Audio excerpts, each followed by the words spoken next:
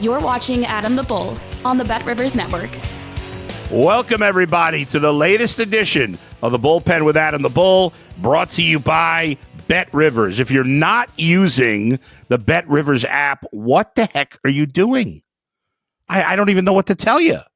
If you're not using the BetRivers app, you're missing out, or the website. Either way, latest lines, prop bets, whatever you're looking for, futures, they've got you covered. So make sure you do that. Make sure you don't mess around. Let's talk some NBA. We'll get to the Browns later in the podcast and how things are looking for them coming off the weekend. They'll play a week from tonight against the Dolphins. But I want to talk about the Cavaliers, who, it seemed like they were playing it felt like every day for a while. And then all of a sudden, it felt like they hadn't played in forever. They get back on the court last night. They have a great first quarter where they scored 38 points. They played well enough the rest of the way. They were up 16 after one. They end up winning by 14. The Raptors occasionally during the game made it closer. But in the end, the Cavs take care of business relatively easily. A 122-108 final. The Cavaliers are now 17-1 to start the season. Obviously, the Toronto Raptors are a horrible team.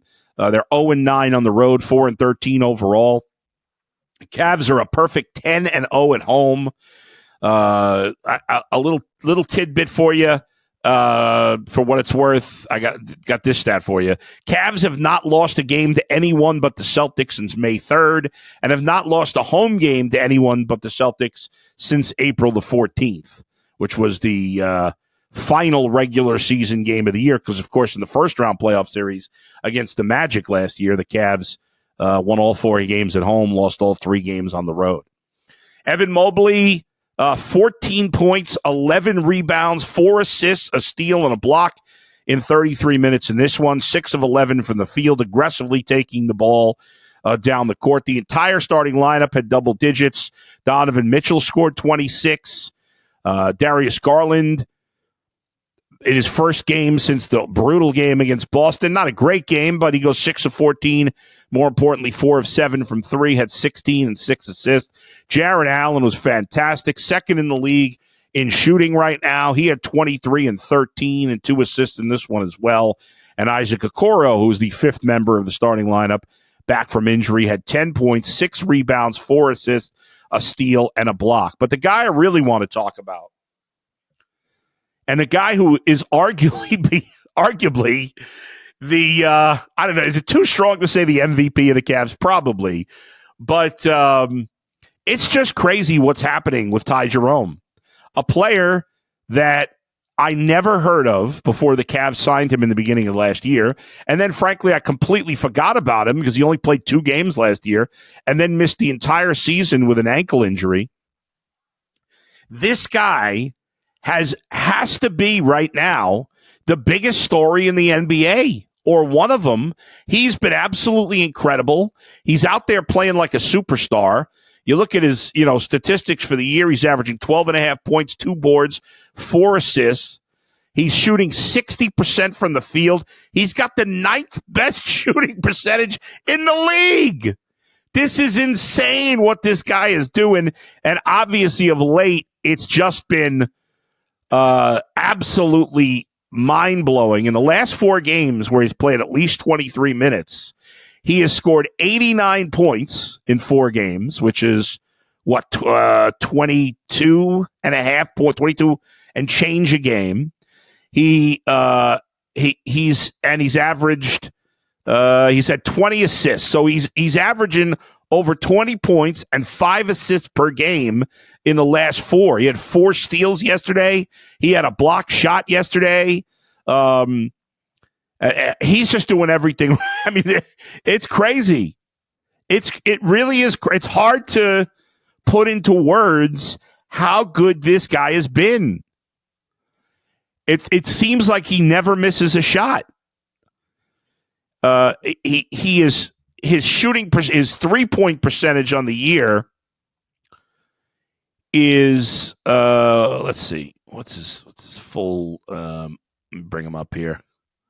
Got to see his 3-point percentage for the season. I said he's shooting 60% from the field on the year. For the season, he is shooting from three 55%. This is insane. Even including this year, he's a 37% shooter. Now, he had never taken that many. Well, I can't even say that. Because in 21-22 with Oklahoma City, he was taking 4 threes a game. So it's not true. He's actually taking less threes than he did in his 2 years with Oklahoma City, where he played more minutes then. And actually, his first year in Oklahoma City, he shot well from three. He shot 42%. The next year, 29%. Then with limited attempts, he shot 39% for Golden State in 2022-23. And obviously last year, he really didn't play. But what this guy has done this year has just been remarkable. He has a chance to he's 54% from three, just under 60% from the field, and 88% from the line. These numbers are incredible. If you look at his per 36 minutes, he's one of the best in basketball. It is a remarkable story, and it's a story like this that could lead a team to a championship. Obviously, everything goes through Boston. The Cavs' only losses to Boston. The Cavs' only losses, the last 5 games they've lost, going back to last year, all against Boston. I get it. They're the defending champs. Until proven otherwise, they're the best team. They look like the better team against the Cavs in the one loss the Cavs had this year.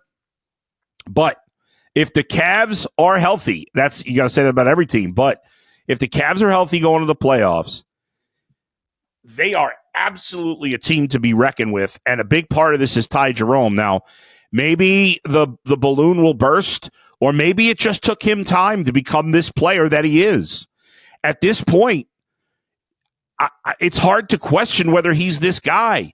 I think for a while we've all been waiting for him to come back to earth, but it's going the other way. He's playing better and better.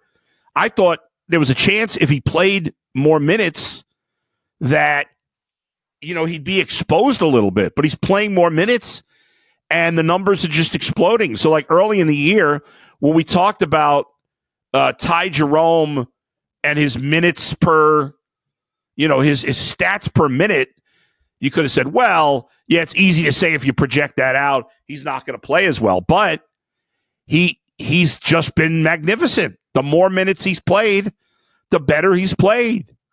And how do you not love it as a fan to get a guy playing at this level so unexpectedly is just remarkable. There's a statistic. It's really deep in the woods here, called effective field goal percentage. And it adjusts for the fact that a 3-point field goal is worth 1 more point than a 2-point field goal. And his effective field goal percentage is 71%, which, it's got to be among the league leaders. It's just incredible. Per 36 minutes, Ty Jerome is averaging 24 points, 4 rebounds, 7 assists, 2.5 steals, and 2.5 turnovers per game.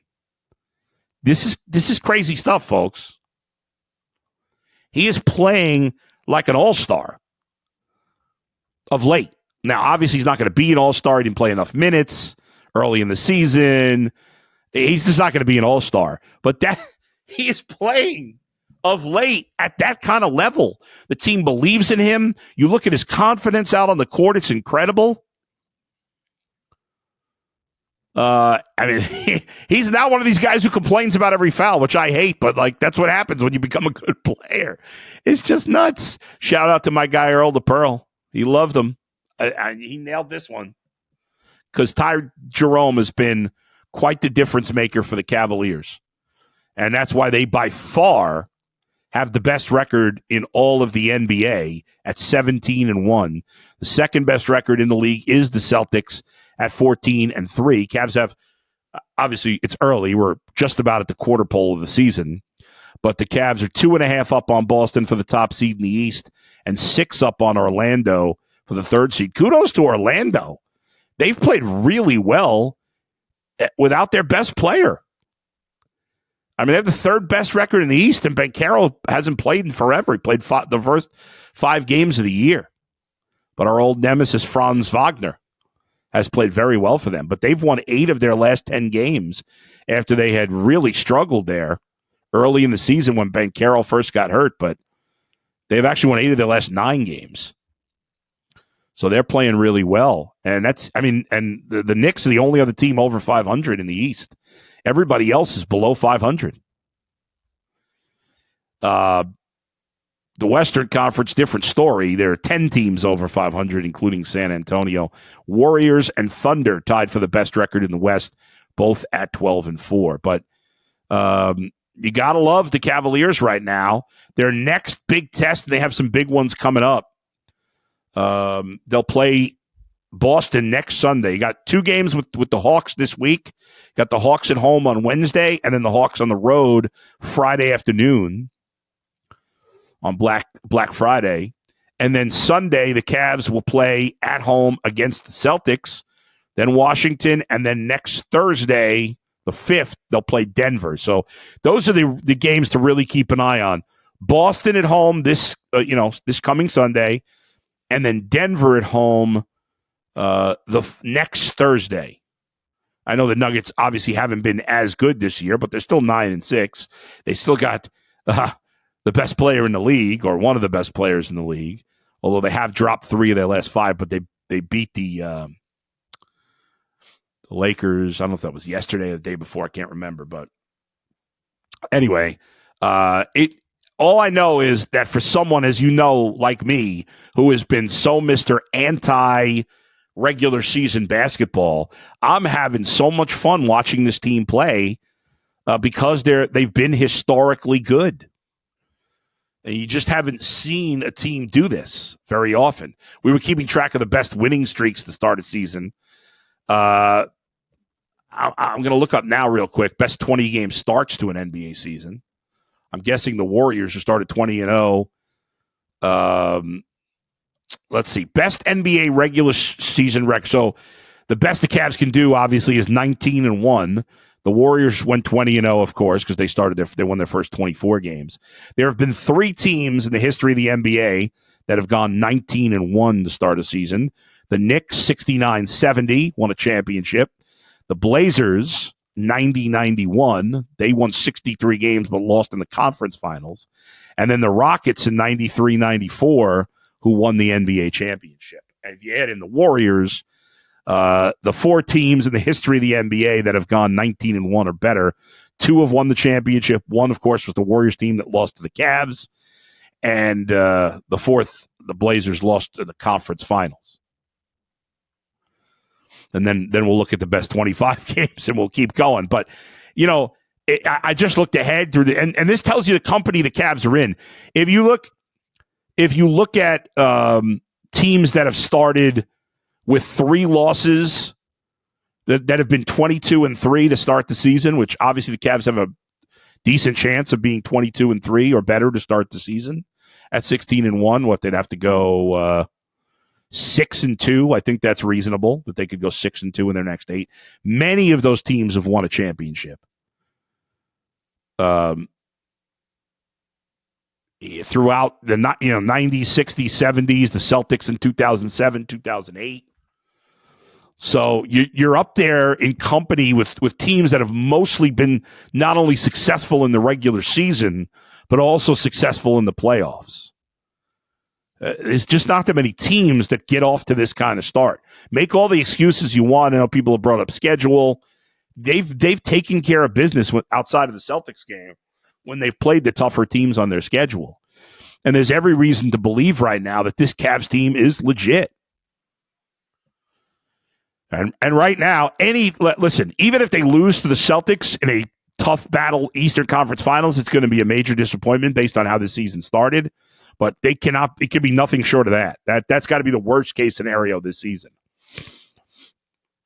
If the Cavs lost a 7-game series to Boston in the Eastern Conference Finals, I couldn't kill them for that. But anything short of that, it's going to be a disaster. But I don't think that's going to happen. I really believe in this team. I really believe in this coaching staff. And you know me, I'm not easily swayed, especially in the NBA by the regular season. But I think the two biggest things here are that Evan Mobley, if you watch him now, is a completely different player on the court. He's playing like he's a superstar. He's a totally different player. He's not the side dish. He's part of the main course. And Ty Jerome has become a major side dish. Maybe even better than that. And he was a nothing. So when you already had three guys, and I know Darius is playing a lot better this year than he did last year, but Darius has played at that level. But when you have an all-star caliber guard in Darius Garland, a MVP caliber player in Donovan Mitchell, a guy who's been an all-star, completely reliable player in Jarrett Allen, and now you take Evan Mobley, who was a nice player and a very good defender, and he's become just playing at all-star level, and you take Ty Jerome, who was a zero, a nothing, and he's become a sixth man of the year candidate. Throw in a couple of other solid bench pieces that they have, and a good defender as the fifth starter with a Coro or Max Strus eventually. You have depth as good, if not better, than any team in the league. And the only thing, frankly, in my mind, that could sideline this team when it matters is injuries. That's the only way. And knock on fake wood, that will not happen. I don't believe in jinxes and whatever. So we'll leave it there. Folks, I got to talk to you about prop packs. Earn a chance at $10,000 in bonus money with BetRivers prop packs. Place NBA same-game parlays to collect player card prop packs and earn rewards. What is a prop pack, you may ask? Well, it's a set of up to 3 virtual players scoring prop cards for the upcoming game with an indicated prize. If the player hits the scoring target, you win the prize. You could win a lot, including potentially $10,000 in bonus money. So for more, you win based on how your player performs. Log on to BetRivers.com or go to the BetRivers app to place your bet and get your pack. It's as simple as that. Let's talk about the real quick college football. I made my points on how I feel about Ryan Day on Twitter. People got mad at me. I'm not a Ryan Day guy. I know some people argued that if I can't say exactly what my beef with him is, I shouldn't have said anything. I can say whatever the hell I want. I don't like Ryan Day. I got a beef with him. I probably should just not talk about it at all, but I did it again. But on the field, great performance by Ohio State. Can't take it away from them. Indiana was a 10-point dog, and Ohio State just beat the crap out of them. Early, it looked like it would be a close game. It was 7-0 into the early part of the second quarter, but it was all Ohio State after that. They blew the doors off them. Howard played great, was very efficient, 2 touchdowns, completed almost every pass he threw.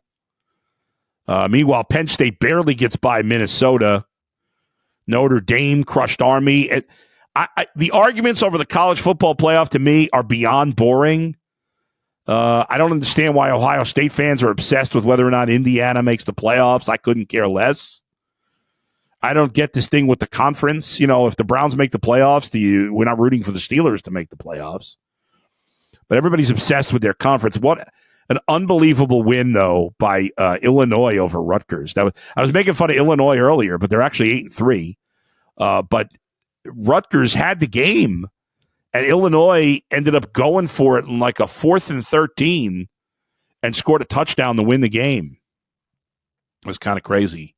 It's a good win by them. To the Browns, who we talked about it last week. Obviously, they get their first win in a while, beating the Steelers 24-19. They won't play again off it's more than a mini bye. It's it's not a regular bye. Somewhere between a mini bye and a regular bye. An extra mini bye? I don't know. They'll play the Broncos. The Browns have virtually no chance to make the playoffs. But if they want to keep their 0.0001% chance alive, then obviously they have to beat the Broncos. The Broncos, as of now, are the 7 seed, the last team in the playoffs in the AFC. They are 7-5. The Browns are 3-8. The Browns would have to win every game the rest of the season to have a chance. The Browns could go undefeated the rest of the season, which they won't, and they still might not make the playoffs. But to have any hope, obviously, they have to win out. But if they lose to the Broncos, it's sayonara for the Browns. That's the final nail in the coffin. I don't know that they'll be officially eliminated from the playoffs, but I guess you can't be any more eliminated than you are now. But the team in the game against Pittsburgh the other night played as a team that hadn't quit, that wants to win, that wants to make a statement late in the year, maybe save Kevin Stefanski's job. And I think the big storyline going forward is, does Jameis Winston earn at least a chance to potentially be the starter to begin next season? And I just think that until you find somebody better, and if I'm the Browns, I'm looking for somebody better, because ultimately I don't think you can win a Super Bowl with Jameis Winston, just like I felt about Baker Mayfield, who obviously is playing well now. I don't, for the most part, unless you can, unless it's Brett Favre and that level of quality, I don't think you can make up for all the turnovers that a Baker Mayfield and Jameis Winston will make in big spots. That's the problem with both of them. Baker's obviously more recently been better than Jameis. Jameis is playing well, and I'm not looking to push him out the door, but I'm always looking for a better quarterback unless I have an absolute stud, and the Browns don't. So, but I wouldn't just give up. I wouldn't just let Jameis walk at the end of the year. Assuming he plays well the rest of the season, we got to see how he performs. There's some good tests. They're playing some good teams the rest of the year. The Broncos, Steelers, Chiefs, Ravens, all playoff teams. Obviously, the Bengals have a good offense, even though they're not a playoff team. And the Dolphins obviously are playing significantly better since Tua's come back, and they are ahead of the Browns in the standings. So no easy games in the rest of the season for the Browns. And I don't know if there's ever an easy game in the NFL, but certainly they're not playing any 10 worst teams in the league at this point. So they'll be challenged every week. Not all the teams you're playing have a great defense, but Denver has a good defense. Pittsburgh, Kansas City, the Bengals, Dolphins, and Ravens don't particularly have great defenses. The Bengals and Ravens don't. The Dolphins, maybe I'm being unfair. I haven't seen them play enough this year. And it's too early in the season at this point that I haven't dove into the Dolphins enough, but there you go. All right. Thanks to everybody for joining me as always. The latest edition of the Bull and Fox here on BetRivers will be Wednesday at 3 p.m. with Thanksgiving being, of course, this Thursday. Wednesday at 3 p.m., the latest Bull and Fox live edition of the Bullpen. Thanks to Max, to Z, to Alex. I'll talk to you all next time. Where else but right here in the Bullpen with Adam the Bull, brought to you by BetRivers. See you, everybody.